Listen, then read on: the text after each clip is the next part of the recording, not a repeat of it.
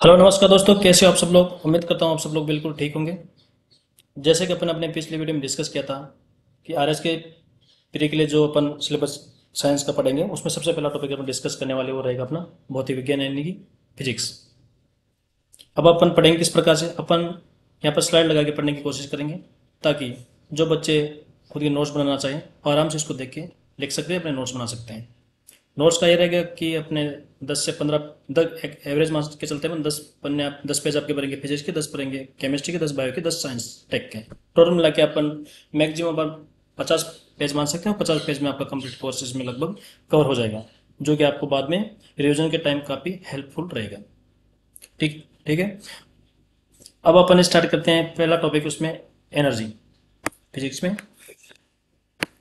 तो दैनिक जीवन में ऊर्जा का क्या महत्व है ये देख लेते हैं अपन सबसे पहले।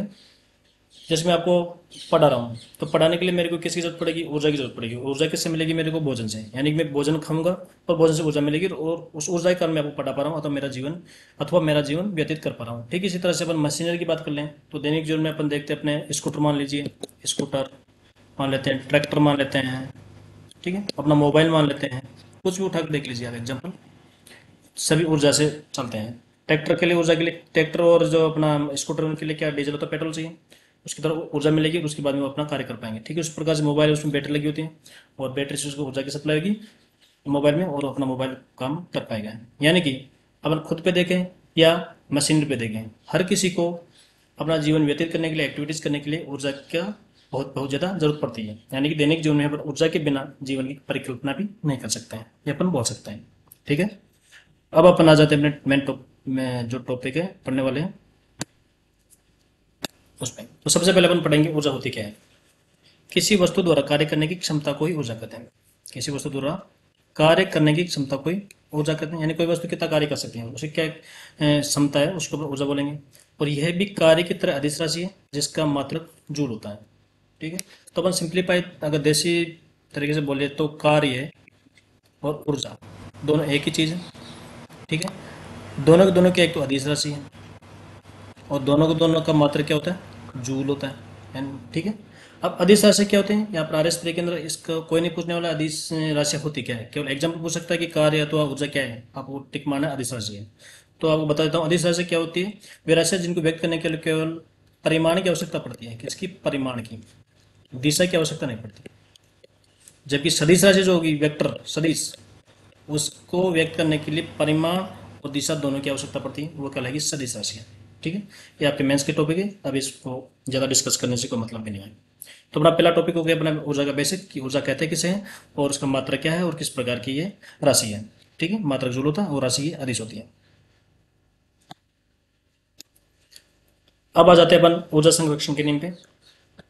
ऊर्जा संरक्षण का नियम, law of energy conservation, law of energy conservation. ठीक है। ऊर्जा संरक्षण का नियम क्या कहता है, ऊर्जा को न तो उत्पन्न किया जा सकता है और न ही नष्ट किया जा सकता है। इसे केवल एक रूप से दूसरे रूप में रूपांतरित किया जा सकता है। अर्थात किसी भी निकाय की कुल ऊर्जा सदैव नियत रहती है। ठीक है। ऊर्जा संरक्षण का नियम क्या बोल रहा है अपने को, कि ऊर्जा को न तो उत्पन्न कर सकते हैं न ही नष्ट कर सकते हैं, इसको तो केवल एक रूप से दूसरे रूप में रूपांतरित कर सकते हैं। अर्थात हम इसको दूसरी लैंग्वेज में बोलना चाहे तो ये बोल सकते हैं कि किसी भी निकाय की कुल ऊर्जा सदैव नियत रहती है। ठीक है। अब इसको अपन समझने की कोशिश करते हैं एक एग्जाम्पल के द्वारा। माना कि अपना कोई एक निकाय है, ठीक है, अपना कोई निकाय मान लेते हैं और मान लेते हैं कि इसमें दो प्रकार की ऊर्जा है, एक तो पोटेंशियल एनर्जी और एक होती है काइनेटिक एनर्जी। पोटेंशियल एनर्जी को स्थितिज ऊर्जा बोलेंगे और काइनेटिक एनर्जी की हिंदी में अपन बोलेंगे गतिज ऊर्जा। और अपन मान लेते हैं कि इस निकाय की टोटल ऊर्जा है वो 20 जूल है। कितनी है, 20 जूल। और उसमें भी ये मान लेते हैं कि पोटेंशियल एनर्जी भी 10 है और काइनेटिक एनर्जी भी 10 है। ये पहली कंडीशन मान लेते हैं। अगर अपन दूसरी कंडीशन को चेंज कर देकर पोटेंशियल एनर्जी को 12 जूल कर दें तो काइनेटिक एनर्जी कितनी होनी चाहिए ताकि निकाय की कुल ऊर्जा 20 जूल आए, ऑब्वियसली कितनी होनी चाहिए, 8 जूल होनी चाहिए, तो 20 जूल होगी।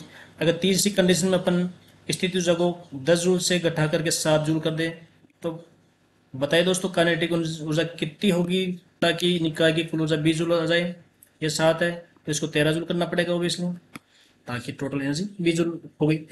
अपन हर कंडीशन में देख रहे हैं कि निकाय की कुल ऊर्जा कितनी आ रही है, 20 जूल आ रही है। हाँ, यहाँ पर जरूर चेंजेस आ रहे हैं। जब अपनी पोटेंशियल एनर्जी बढ़ रही है तो काइनेटिक एनर्जी घट रही है, यानी कि इसका मतलब क्या हो रहा है यहाँ पर, काइनेटिक एनर्जी किस में बदल रही है, पोटेंशियल एनर्जी में बदल रही है। तीसरी कंडीशन अपन देख रहे हैं कि पोटेंशियल एनर्जी 10 जूल से 7 जूल हो रही है, यानी घट रही है, और काइनेटिक एनर्जी 10 जूल से कितनी हो रही है, 13 जूल, यानी कि बढ़ रही है। यानी कि यहाँ पर क्या हो रहा है, यहाँ पर पोटेंशियल एनर्जी का रूपांतरण किस में हो रहा है, काइनेटिक एनर्जी के अंदर हो रहा है। ठीक है, यानी कि ऊर्जा का रूपांतरण तो हो रहा है, कभी हो रहा है पोटेंशियल एनर्जी का काइनेटिक एनर्जी में, और कभी हो रहा है काइनेटिक एनर्जी का पोटेंशियल एनर्जी में। लेकिन निकाय की कुल ऊर्जा यानी टोटल एनर्जी हमेशा कितनी आ रही है, 20 जूल आ रही है हर कंडीशन में। इसी को ऊर्जा संरक्षण का नियम कहते हैं। निकाय की कुल ऊर्जा हमेशा नियत रहती है। देखो अपन इस निकाय में के लिए अपने पोटेंशियल एनर्जी और काइनेटिक एनर्जी दो तरह की एनर्जी मानी है। ऊर्जा बहुत प्रकार की होती है, गतिज ऊर्जा, स्थितिज ऊर्जा, नाभिक ऊर्जा, बहुत सारे प्रकार की ऊर्जा होती है। इनको अपन मेंस के टाइम में डिस्कस करेंगे। यहाँ पर केवल अपने को ऊर्जा संरक्षण का नियम क्या होता है केवल इतना पता रहना चाहिए। ठीक है, इसकी जानकारी रहनी चाहिए। ठीक है, तो आपके ऑब्जेक्टिव में पूछ सकता है इसमें कि ऊर्जा संरक्षण का नियम क्या है, तो इसके लिए अपने को ये इसके बेसिक्स हो गए।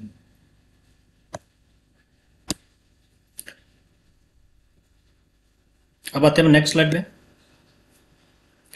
तो नेक्स्ट स्लाइड के अंदर आती है ऊर्जा रूपांतरण। आरएसपी के लिए जितने क्वेश्चन आपके पूछे गए ऊर्जा वाला टॉपिक से, वो मैक्सिमम क्वेश्चन इसी टॉपिक से आए हैं, ऊर्जा रूपांतरण। और ऊर्जा रूपांतरण में अपन दो तरह की बातें करेंगे। यहाँ पर सबसे पहले बात करेंगे अपने यहाँ पर ऊर्जा रूपांतरण में जो रहेगी अपने प्रोसेस की, और दूसरी बात करेंगे अपन कोई भी इंस्ट्रूमेंट और युक्ति, इंस्ट्रूमेंट।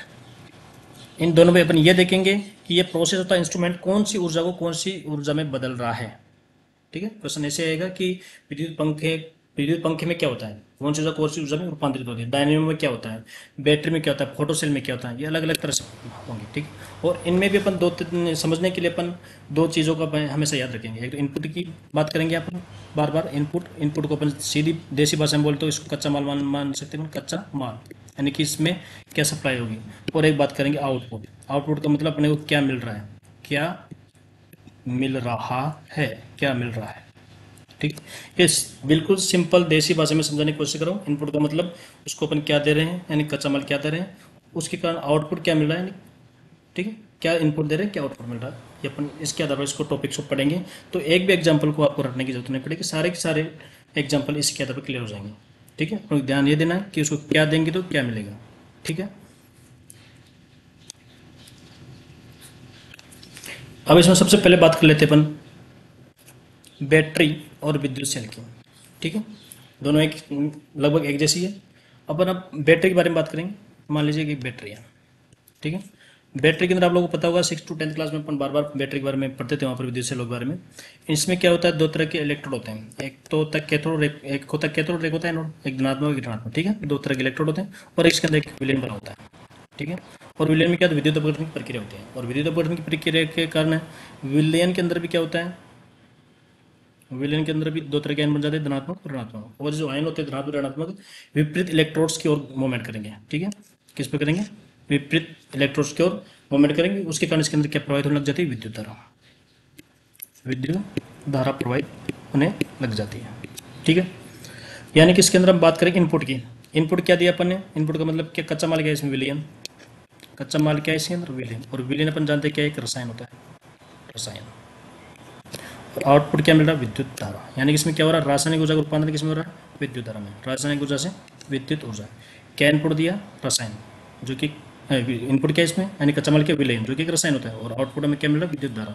तो अपना बैटरी और विद्युत सेल हो गया। इसी तरह अपन सेकंड एग्जांपल पे जाते हैं, परमाणु बम। परमाणु बम के बारे में अपने को थोड़ा बहुत नॉलेज होगा कि परमाणु बम में अपन यूरेनियम जैसी धातुओं का उपयोग करते हैं, जो कि एक प्रकार से केमिकल होता है, रसायन होता है।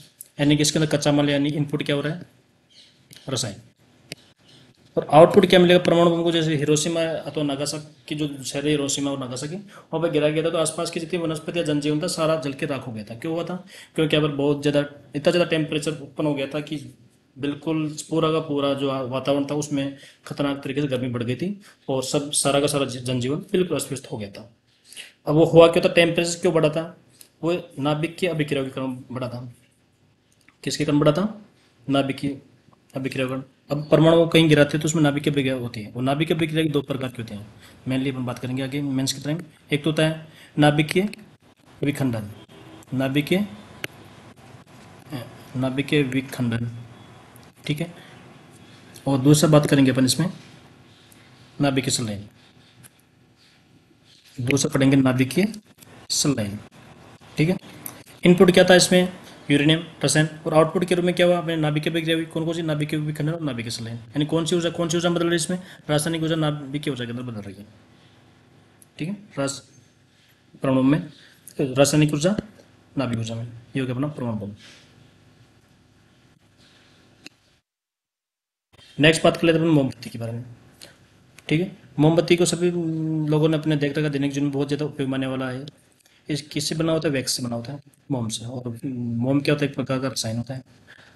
ठीक है, इसमें आगे बत्ती लगी होती है और बत्ती को अपन माचिस से जलाते हैं तो धीरे धीरे जलने लग जाते हैं, और समय के साथ इसकी जो हाइट है ये धीरे धीरे कम होने लग जाते हैं। क्यों जलने लग जाते हैं, क्योंकि ये पिघलती जाती है। यानी कि इसके अंदर इनपुट, इनमें ऊर्जा का स्रोत क्या है, ऊर्जा का स्रोत वैक्स है, मोम के कारण जल रही है। इसके अंदर कोई तेल वगैरह तो यूज ले नहीं, मोम कम में ले रहे हैं, तो मोम एक रसायन होता है और जलती है तो इसके साथ क्या बनता है, प्रकाश। मोमबत्ती का उपयोग क्यों करते हैं, देखने के लिए तो करते हैं। यानी कि इसके अंदर रासायनिक ऊर्जा किसमें बदल रही है, प्रकाश ऊर्जा में। रासायनिक ऊर्जा किसमें बदल रही है, प्रकाश ऊर्जा में। इसके साथ साथ इसके चारों तरफ जो वातावरण है वो भी क्या हो रहा है, गर्म हो रहा है। यानी कि इसमें प्रकाश ऊर्जा के साथ क्या बन रहा हो, ऊष्मा ऊर्जा बन रही है। ठीक है, तो मोमबत्ती से क्या बनेगा, रासायनिक ऊर्जा प्रकाश ऊर्जा बनेगी मेनली, और उसके साथ में ऊष्मा ऊर्जा भी बनेगी। ठीक है, तो इसमें रासायनिक ऊर्जा से प्रकाश ऊर्जा और ऊष्मा ऊर्जा। ठीक, ये हो गया अपना मोम। नेक्स्ट बात करेंगे अपन विद्युत मोटर और पंखे की। विद्युत मोटर और पंखा बहुत बार बार रिपीट हुआ क्वेश्चन है और अपने दैनिक जीवन में बहुत ज़्यादा उपयोग में आने वाले ये इंस्ट्रूमेंट्स हैं। ठीक है, अपन बात कर लेते हैं सबसे पहले पंखे। तो पंखे में क्या होता है, अपने जो कच्चा माल है, सप्लाई जो होती है वो क्या होती है, विद्युत ऊर्जा होती है। सभी को पता होगा विद्युत ऊर्जा के कारण ये चलेगा। और आउटपुट के अंदर क्या होता है, इसके विंग्स या ताड़े, वो विंग्स तो जो ताड़ी है पंखे की अथवा मोटर की जो पुली है वो क्या करेगी, रोटेशन यानी घूमेगी। क्या करेगी, घूमेगी, जिसको अपन क्या बोलेंगे टेक्निकल लैंग्वेज में, यांत्रिकी। क्या बोलेंगे, यांत्रिकी। यानी ठीक है, यानी इसके अंदर विद्युत ऊर्जा किस में बदल रही है, यांत्रिक ऊर्जा में, विद्युत ऊर्जा से यांत्रिक ऊर्जा। नेक्स्ट बात करेंगे अपन इसके अंदर अब बल्ब के अंदर। ठीक है, बल्ब सीएफएल, तो ये मान लेते बना एक विद्युत बल्ब है। ठीक है, अब विद्युत बल्ब में कच्चा माल या इनपुट क्या होगी, विद्युत धारा। ठीक है, क्या होगी, विद्युत धारा। इलेक्ट्रिसिटी जो होगी ना, इलेक्ट्रिसिटी, उसके द्वारा तो विद्युत बल्ब जलेगा, इलेक्ट्रिसिटी के बिना बल्ब जलेगा नहीं। तो कच्चा माल अथवा इनपुट हो गया यहाँ पर विद्युत ऊर्जा, और उसके द्वारा अपने को क्या मिल रहा है, प्रकाश। क्या मिल रहा है, प्रकाश। और प्रकाश के साथ साथ मोमबत्ती के जैसे यहाँ का वातावरण भी क्या हो रहा है, गर्म हो रहा है, यानी उष्मा। ठीक है, तो यहाँ पर क्या हो रहा है, विद्युत ऊर्जा से क्या बन रही है, मेनली प्रकाश ऊर्जा बन रही है, और प्रकाश ऊर्जा के साथ साथ में उष्मा ऊर्जा बन रही है। ठीक, ऐसे ही सेपल की बात कर लेते हैं, ठीक ऐसे ही एलईडी की बात कर लेते हैं। अब बात कर लेते हैं अपन एक हीटर की ओर। हीटर क्या होता है, हीटर के चलता किससे, इनपुट यानी कच्चा माल क्या है, इसके अंदर वही विद्युत धारा है। ठीक है, और इससे मिलेगा क्या अपने को, प्रकाश, उष्मा। क्या मिलेगी, उष्मा। उष्मा मिलेगी तभी तो इसके अंदर ऊपर रखा हुआ कोई भी वस्तु या कोई खाना वो पकेगा। ठीक है, यानी इसके अंदर विद्युत ऊर्जा किसमें बदल रही है, उष्मा ऊर्जा में, ताकि खाना उससे पक रहा अपना। ये हो गया अपना हीटर। इसके बाद नेक्स्ट बात करते हैं बच्चों लाउड स्पीकर की। ठीक है, लाउड स्पीकर जैसे मैं आपको पढ़ा रहा हूँ, माइक के द्वारा पढ़ा रहा हूँ। किसके द्वारा पढ़ा रहा हूँ, माइक के द्वारा। इसके अंदर कच्चा माल या इनपुट क्या है, इनपुट में बोल रहा हूँ, यानी क्या है, ध्वनि। ठीक है, और ध्वनि ऊर्जा से बोल रहा हूँ जो आगे विद्युत संकेतों में बदल रही है। किस में बदल रही है, विद्युत संकेतों में। फिर आपको सुनाई दे रहा है, यानी इसमें ध्वनि ऊर्जा किस में बदल रही है, विद्युत ऊर्जा में।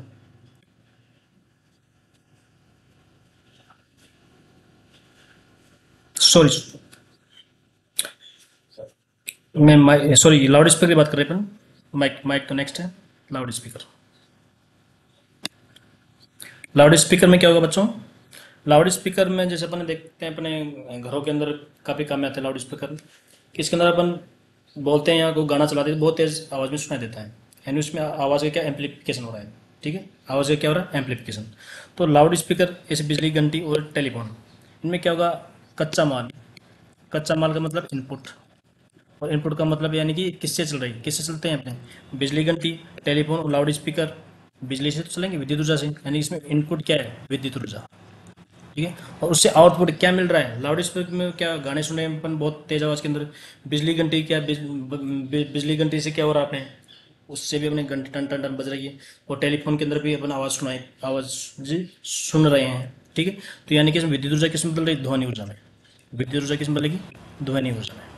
ठीक है, तो लाउड स्पीकर से और बिजली घंटी से और टेलीफोन से विद्युत ऊर्जा से ध्वनि ऊर्जा बनती है। ठीक है, अब आते हैं नेक्स्ट स्लाइड पे। पॉइंट नंबर 7, सौर सेल। देखो सौर सेल आप लगभग सभी लोगों ने देख रखा होगा, एक सोलर प्लेट होती है। सो ठीक है, अब हम एक सोलर प्लेट समझने की कोशिश करेंगे सौर सेल को। इसमें क्या होता है, अपना एक सूर्य प्रकाश, ठीक है। अब सूर्य से क्या होता है, इसमें प्रकाश ऊर्जा उत्पन्न करता है, ये क्या है, प्रकाश, ठीक है।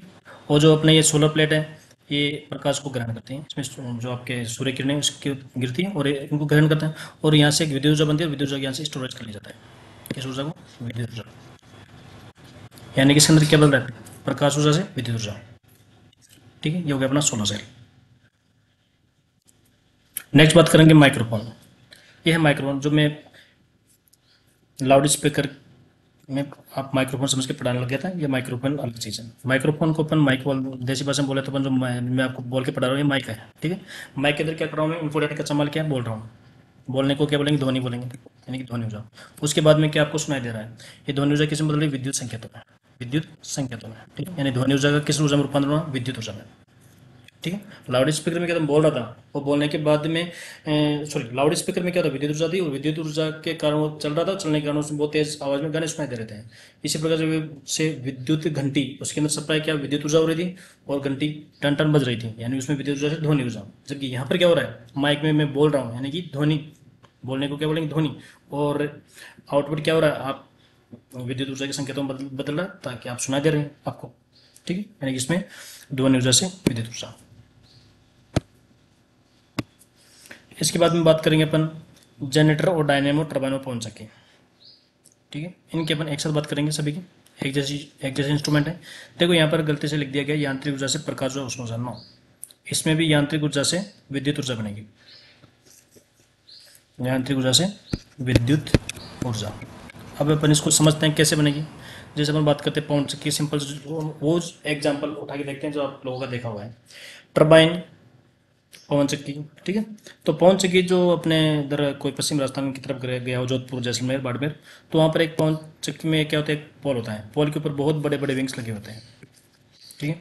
जैसे हवा चलती है तो ये क्या था, विंग घूमती है, ठीक है, घूमती है, और उसके पास में एक स्टोरेज डिवाइस होती है, यानी घूमती है। घूमने को क्या बोल रहे हैं अपन, घूमने को क्या बोला था अपन ने, जिसमें पुली में, मोटर में, और पंखे, मैकेनिकल यांत्रिकी बोला था, क्या बोला था, यांत्रिकी, ठीक है।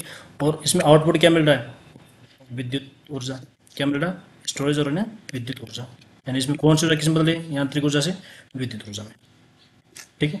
टरबाइन में भी सेम ऐसा ही होता है, डायनेमो में भी सेम ऐसा ही होता है, जनरेटर में भी सेम ऐसा ही होता है। जनरेटर आपने देखा होगा, अपने शादी ब्याह के अंदर जनरेटर लेके आते हैं, क्यों लेके आते हैं, ताकि अपने वो इसलिए लेके आते हैं कि अपने पास जितने भी जो बिजली से चलने वाली जो युक्तियाँ हैं, तो इंस्ट्रूमेंट है, आप आसानी से काम करें, वो चले। तो वहाँ पर भी अपन जनरेटर में क्या होता है, पुली होती है, घूमती है जनरेटर की, और घूमती है तो उसके बाद में क्या बनती है, विद्युत ऊर्जा बनती है। विद्युत ऊर्जा बनती है, उस विद्युत ऊर्जा के कारण ही अपने जो घर में या तो आप जो टेंट लगाते हैं, वहाँ पर जो एलईडी है, हेलोजन है, बाकी और बहुत सारे डीजे वगैरह बहुत सारे इंस्ट्रूमेंट है, वो अपना काम करते हैं, ठीक है। तो जनरेटर में भी क्या होता है, यांत्रिक ऊर्जा से विद्युत ऊर्जा बनती है। इसके बाद में बात करेंगे अपन ऊंचाई पर स्थित कोई भी वस्तु। देखो ये कोई ऊंचाई है, इसकी ऊंचाई अपन एच मान लेते हैं, वो मकान मान लेते हैं इसको, और इसके ऊपर पानी की एक टंकी है, पानी की टंकी में क्या जल भरा हुआ है, टंकी में के अलावा अपन मान सकते हैं कोई पत्थर रखा हुआ है। तो इसके अंदर जो स्थिति जो सॉरी इसके अंदर ऊर्जा जो होगी वो कौन सी होगी, स्थितिज ऊर्जा। कौन सी होगी, स्थितिज ऊर्जा, क्योंकि वस्तु स्थिर है, स्थिति पे, यहाँ पर स्थिति ऊर्जा होगी। लेकिन जैसे ही इस वस्तु को तो पानी के ऊपर से नीचे गिराएंगे तो ये गति करने लग जाएगी, गति करने लग जाएगी तो ये स्थिति ऊर्जा किस में बदल जाएगी, बदलने लग जाएगी गतिज ऊर्जा में, ठीक है। तो इसमें दो तरह के क्वेश्चन पूछे जा सकते हैं कि एच ऊंचाई पर स्थित किसी भी वस्तु के अंदर अथवा पानी की टंकी के अंदर कौन सी ऊर्जा होगी, वो होगी स्थित ऊर्जा। लेकिन जब उसको ऊपर से नीचे गिराएंगे या छोड़ेंगे तो उसमें क्या होगा, स्थित ऊर्जा से गति ऊर्जा बनेगी, ठीक है। तो ये इस क्वेश्चन को यहाँ पर डिस्कस करने का यही औचित्य था कि क्वेश्चन बार बार पूछा गया आपसे एक दो बार, ये वो अपन डिस्कस कर चुके हैं अभी। ये जो 13 टॉपिक है 13 रेडियो एक्टिव तत्वों का विघटन, ये अपन परमाणु बम के टाइम अपन ने किया था उसमें डिस्कस, कि परमाणु बम में जो यूरेनियम था वो कच्चा माल था, रसायन, उसके बाद में परमाणु को कहीं गिराया अपन ने, तो बहुत तेज टेम्परेचर उत्पन्न हुआ, बहुत ज़्यादा तापमान। वो क्यों उत्पन्न हुआ, क्योंकि वहाँ पर नाभिक बिखरे हुए, नाभिक विखंडन और नाभिक स्खलन, यानी कि उसमें रासायनिक ऊर्जा से क्या बनी, नाभिक ऊर्जा बनी, ठीक। और रेडियो एक्टिव तत्व थे, बहुत सारे रेडियो एक्टिव तत्व निकलते हैं वहाँ पर, विकिरण निकलती है। तो रेडियो एक्टिव तत्वों का विघटन होगा, उसमें क्या होगा, जो नाभिक की ऊर्जा से प्रकाश ऊर्जा व ध्वनि ऊर्जा बनेगी। क्योंकि जब परमाणु बम, ये परमाणु बम था अपना, इसमें क्या था, यूरेनियम था, यूरेनियम को यहीं पर गिराया अपन ने, गिरा तो इसमें नाभिकीय विक्रिया हुई, क्या हुई नाभिकीय विक्रिया। और नाभिकीय विखंडन, नाभिकीय संलयन विक्रिया होते हैं, वहाँ पर बहुत सारे रेडियो एक्टिव तत्व निकलते हैं। क्या निकलते हैं, रेडियो एक्टिव तत्व। ठीक है, इन रेडियो एक्टिव तत्वों के कारण, यानी कि जो आगे जाके रिएक्शन होगी उसके कारण बहुत तेज ध्वनि उत्पन्न होती है। एक तो परमाणु बम के टाइम ध्वनि, और आसपास के वातावरण में बहुत तेज रोशनी, क्या बनती है, रोशनी। ठीक है, तो रेडियो एक्टिव तत्व के विघटन से एक तो नाभिकीय ऊर्जा से प्रकाश ऊर्जा बनेगी और दूसरा ध्वनि ऊर्जा बनेगी। ठीक है, परमाणु बम में पूछे तो रासायनिक ऊर्जा से नाभिकीय ऊर्जा, और रेडियो एक्टिव तत्व विघटन में पूछे तो नाभिकीय ऊर्जा से प्रकाश ऊर्जा, ध्वनि ऊर्जा। ठीक है, इसमें रटने की जरूरत नहीं है, केवल समझने की जरूरत है बिल्कुल। इसी प्रकार से बात कर सकते हैं कि स्प्रिंग की, ये कोई एक स्प्रिंग है, स्प्रिंग में ऊर्जा होगी वो भी एक स्थिति ऊर्जा होगी। क्या होगी, स्थिति ऊर्जा। अपन यहाँ पर एक स्थिर स्प्रिंग की बात करें, ना कि गतिशील। अगर अपन इस स्प्रिंग को थोड़ा सा खींच के रख देते हैं तो भी ऊर्जा कौन सी होगी, स्थिति ऊर्जा होगी। स्थिर ऊर्जा, क्योंकि स्प्रिंग क्या है, स्थिर है, गति नहीं कर रही है। ठीक है, तो ये इसमें भी ऊर्जा जो होगी वो स्थिति ऊर्जा ही होगी। तो अपने ये 3 स्लाइड थे, इसमें तीनों स्लाइड कंप्लीट हो चुकी हैं। एक बार वापस से देख लेते हैं इनको। ठीक है, तो आज अपन ने पढ़ा सबसे पहला टॉपिक ऊर्जा। ठीक है, और ऊर्जा के अंदर जो सबसे पहला अपन ने परिभाषा पढ़ी, ये कार्य की समय अदिश राशि होती है, और मात्रा क्या होता है, जूल। फिर पढ़ा अपने ऊर्जा संरक्षण नियम। ऊर्जा संरक्षण नियम में, संरक्षण के नियम में अपन ने ये पढ़ा कि किसी भी निकाय की ऊर्जा हमेशा क्या होती है, नियत रहती है। ऊर्जा को ना तो अपन उत्पन्न कर सकते हैं, ना ही नष्ट कर सकते हैं, इसको तो केवल एक रूप से दूसरे रूप में बदल सकते हैं। उसके बाद में अपन ने पढ़े कुछ प्रोसेस और कुछ इंस्ट्रूमेंट्स, और उनमें अपन ने ये पढ़ा कि ये कौन सी ऊर्जा की कौन सी ऊर्जा में बदलते हैं। इसके लिए अपन ने समझने के लिए अपन ने 2 चीज़ें उपयोग मिली, एक इनपुट और एक आउटपुट। इनपुट को अपन ने बोला कच्चा माल, और आउटपुट को अपन ने बोला उससे अपने को क्या मिल रहा है। ठीक है, 2 बातें अपन याद रखेंगे, यानी इसमें इनपुट कच्चा माल क्या दे रहे हैं और क्या प्राप्त हो रहा है, क्यों सारे के सारे एग्जाम्पल अपने आप याद हो जाएंगे। इनको अलग अलग रटने की कोई जरूरत नहीं है। ठीक है, इनको अपन समझ के 2 या 3 बार रीडिंग मारेंगे तो बिल्कुल याद हो जाएंगे। ठीक है, तो अपना पहला टॉपिक था ऊर्जा। मैं समझता हूँ आपको बिल्कुल ये क्लियर हो गया होगा। थैंक यू दोस्तों, बाय, टेक केयर।